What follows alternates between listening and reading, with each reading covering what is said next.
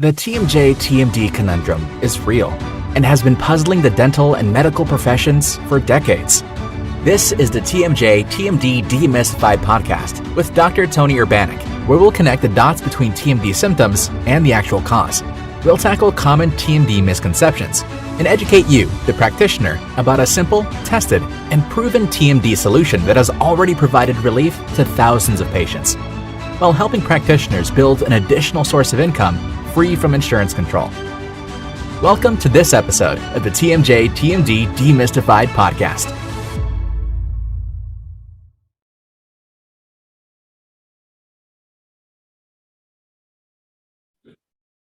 Welcome, TMD Warriors. We're gathered here for the next episode of TMD Demystified. I'm Tony Urbanek, and welcome to the club. I'm hoping that those who are watching me today and in any of the previous episodes on this podcast on Dental Town have an interest, maybe a vested interest, maybe just a passing interest, maybe just a wandering interest on what the heck do you do to treat people who have the symptoms of TMD. I'm here to help you with that. I'm here to try to share with you what I've learned about this, what I found out about this over my 46 years career as an oral and maxillofacial surgeon. Today's topic is, again, I try not to be too clever, but I think this topic fits. Again, and especially on this episode, if you'd like to comment, if you'd like to criticize, I'm open for both. You can do it directly to me. You can do it on this particular site on Dental Town. There's an option to do that. But here it goes. The title of today's episode is "If All You Have Is a Hammer, Then TMD Looks Like a Nail." If it isn't obvious, let me try to jump in and explain what I'm trying to say, and then we're going to expand on that. I'm going to describe it.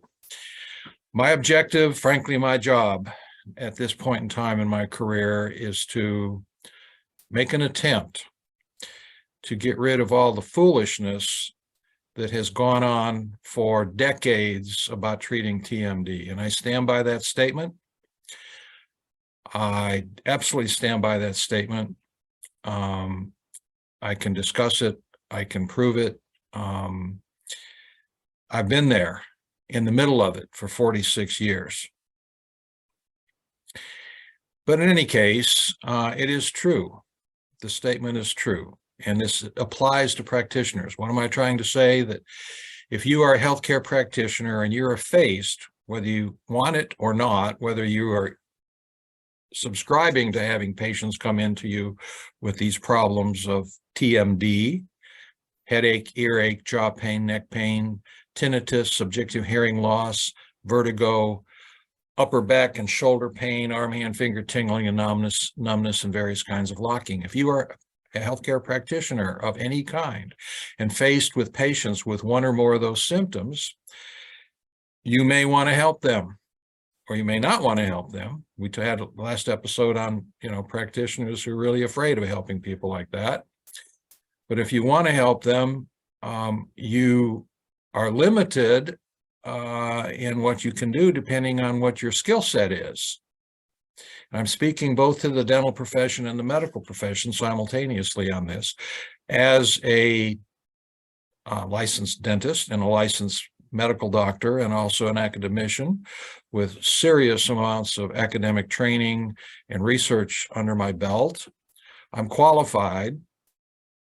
I state that I'm qualified to talk to my professional colleagues in all three areas. But on the healthcare practitioners, especially, what I have found, what I have seen, and I have actually participated in doing some things as a surgeon that I look back on, and it's like, I didn't investigate this enough on my own, and I just listened to what others said to do. So it is true, and we'll talk about surgery in a minute, but the point is that if you are a dentist, you're limited in the amount of your skill set and what you can apply to one or more or all of those symptoms.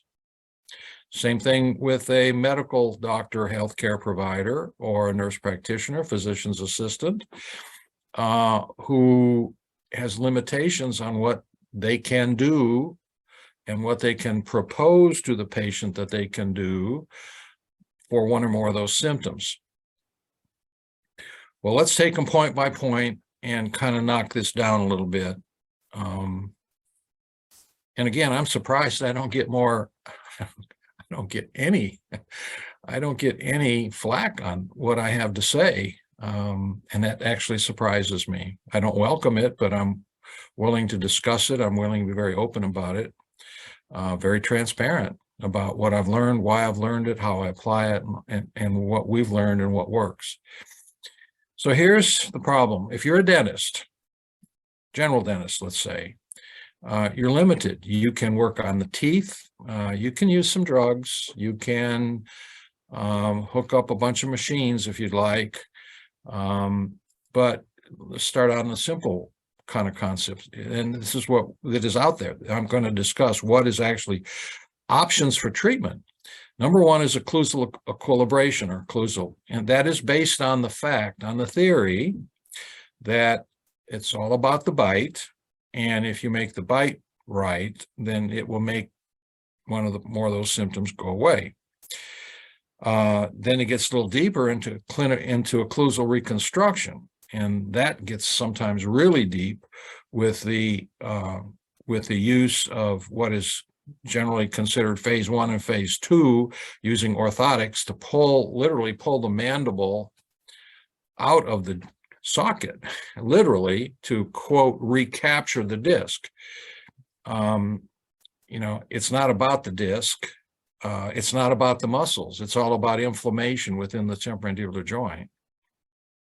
But there is a school of thought, which is, frankly, has a lot of recognition, that if you use orthotics to bring the mandible forward and to theoretically recapture a disc in the temporomandibular joint, that is going to handle the problem. And then after that recapture is done, then you do not have a bite that is functional, at which point you have to go back and functionally reconstruct all of the teeth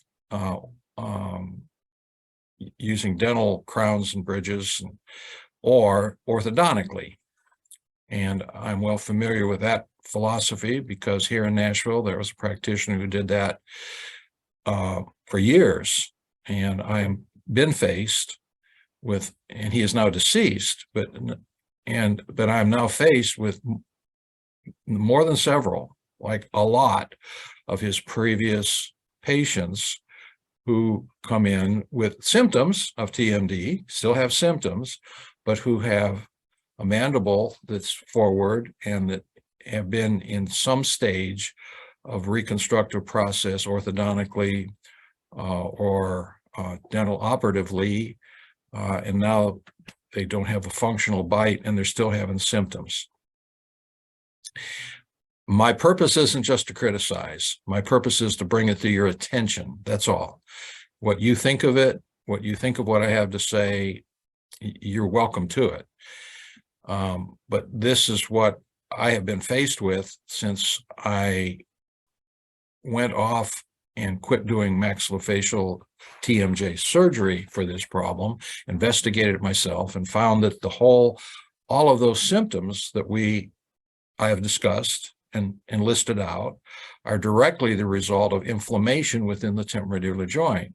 And I can tell you that once the disc is displaced, because I've operated on well over 2,000 temporomandibular joints, well over 2,000 joints, well over 2,000 people. So a lot of those were bilaterally. So I have no idea. It's over 2,000 joints. That, number one, the constant within a symptomatic TMJ is inflammation within the joint 100% of the time, 100% of the time.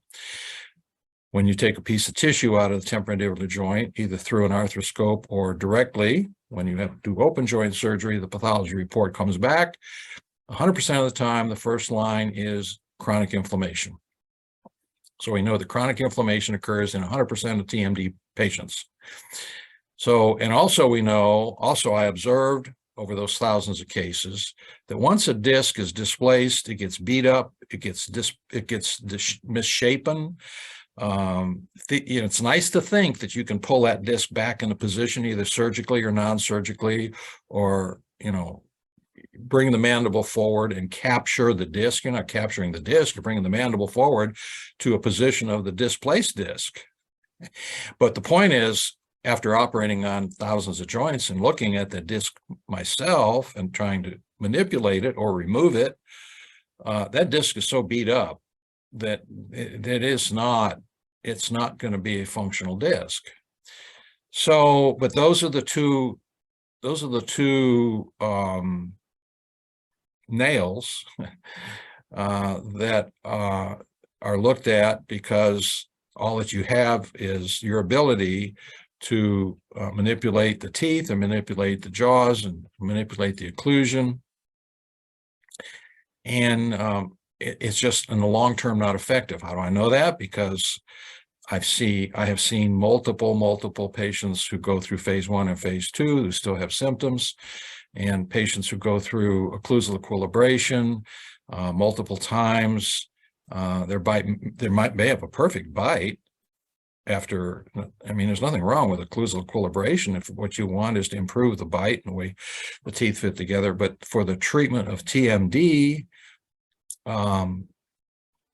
in the long term, it's just not effective over the large majority of patients.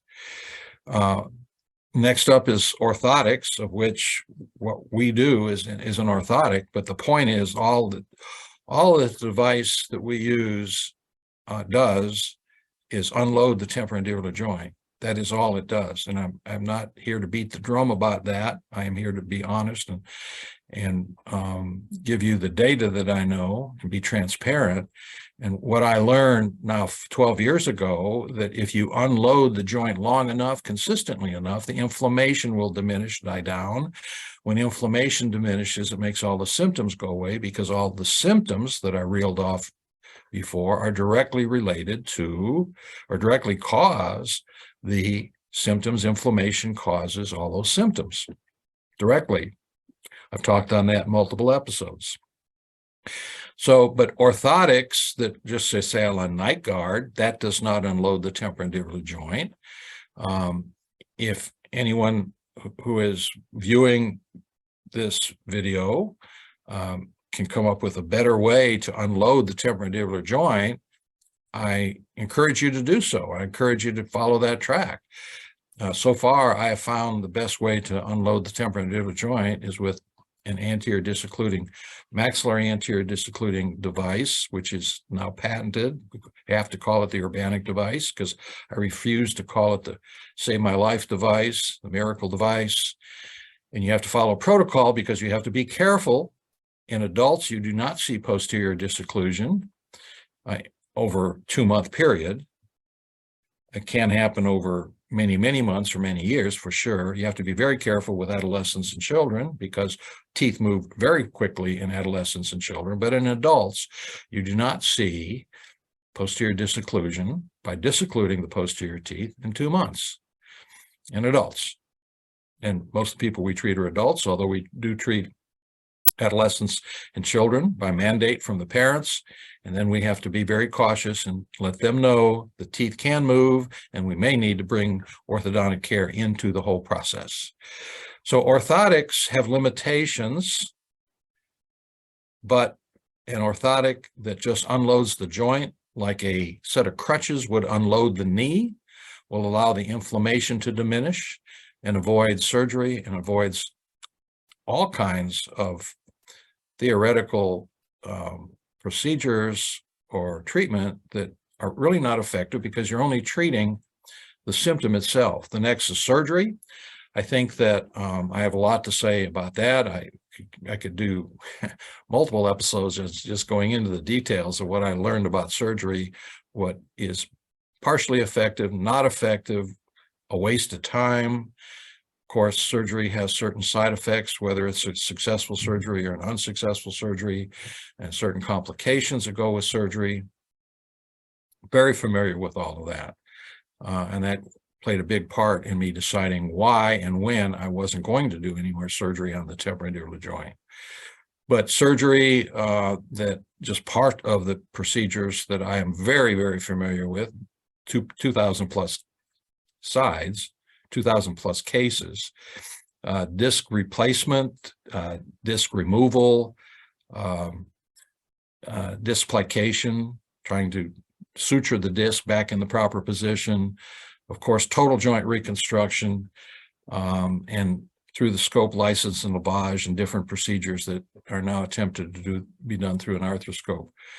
And again, half of my experience was through an arthroscope, and half my experience, a little more than half my experience, was open joint surgery of multiple kinds. But as I'm trying to say, that I decided after many years of surgery that the results were not just good enough. There were some results, but overall, adding them all up, I just couldn't go on doing this indefinitely. Next up is drugs. You know, my medical colleagues, if they come in with somebody with pain, they have headaches, they have earaches, you know, the different kinds of drugs that are used are limited by the physician's ability to wield a hammer, and all a physician has, a non-surgical physician has, basically is drugs. So you get muscle relaxants, soporifics, pain medicines, narcotics, and then the latest and greatest is you know, Botox and the Botox equivalents, Dysport, Xenomid, Juvu, I can't hard pronouncing that, Jevu, Doxify. Those are the most common equivalents, which just paralyze muscles. I hear the dentist at our meetings here in Nashville. I hear the dentist talking about their use of the Botox.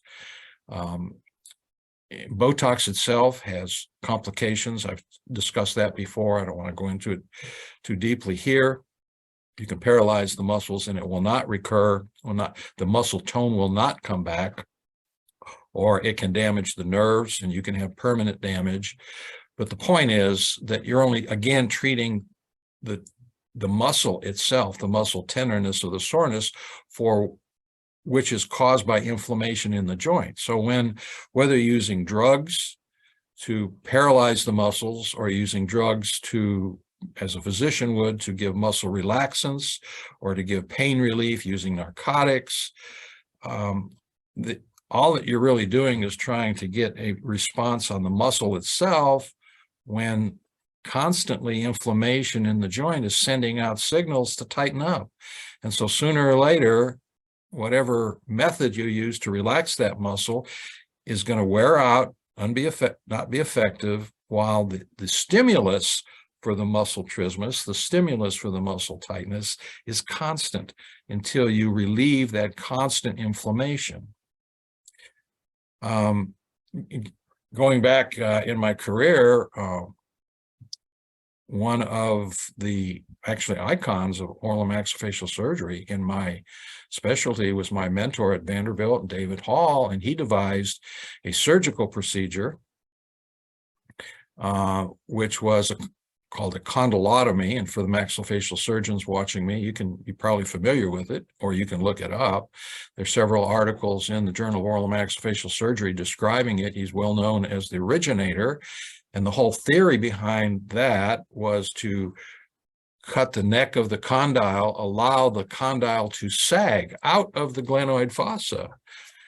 And it was effective for a time. It had some complications because it created some occlusal problems. If you did it bilaterally, there was almost assured you would have occlusal problems. If you did it unilaterally, not so often. But the point was, and I didn't know the theory behind why he did this. He talked about how he did it. He published it. But if you do a surgical procedure and allow the condyle to shorten by doing a condylotomy at the neck, allowing the condyle to sag out of the glenoid fossa, it doesn't put as much force or pressure on the glenoid fossa. What that does, it allows the inflammation to go away. The problem with that procedure was it had some significant complications with it. It was a surgical procedure, and it was effective sometimes in some patients. But what he really did, and I think whether he realized it or not, I cannot say. I certainly respect Dr. Hall, but what he was doing was allowing the inflammation to diminish. Well, there's an easier way to let the inflammation diminish. Just take the load off the joint by disoccluding the posterior teeth, according to a protocol, a careful protocol that's scheduled so that you don't create problems for yourself and the patient. So, I mean, drugs, that's what is out there. My medical colleagues now, at least here in Middle Tennessee, are more often now likely to diagnose the problem correctly, simply because they know how to put pressure on the jaw joint. And if it hurts, they got TMD and not migraine headaches, and they more likely end up to see us. Next up is psychiatric psychological treatment. And the theory on that is that, people clench and grind because they're anxious.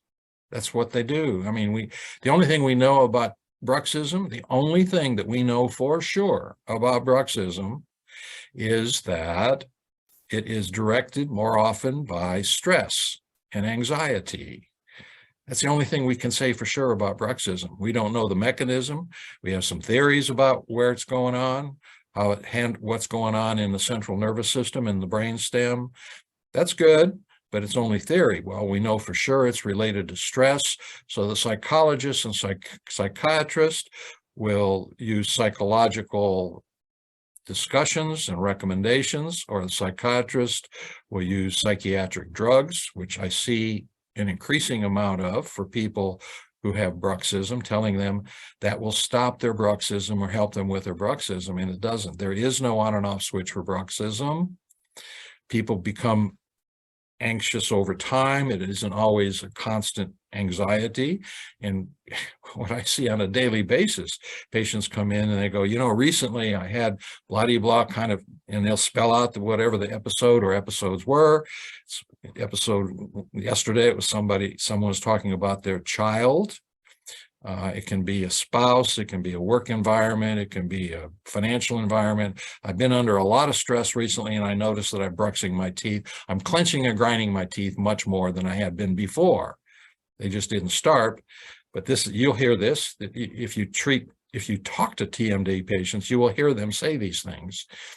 But there is no on and off switch for bruxism. We don't understand bruxism. And so getting someone to stop bruxing, number one, is impossible. With or without drugs of any kind, just like muscle relaxants that have side effects, and you're not going to get, a general consensus is that all those muscles are going to relax to the point where you decrease inflammation within the temporomandibular joint. All you're treating is the symptom and not the cause.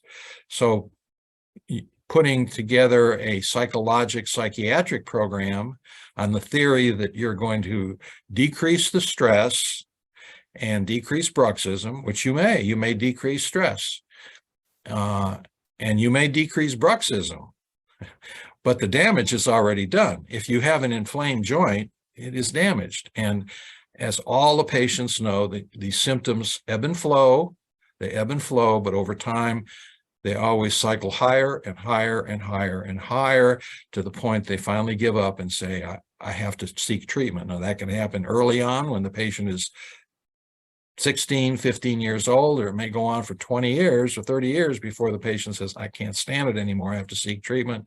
And then they get on the vicious circle of different practitioners offering one or more of these treatment cycles that I'm discussing. Next up is physical therapy.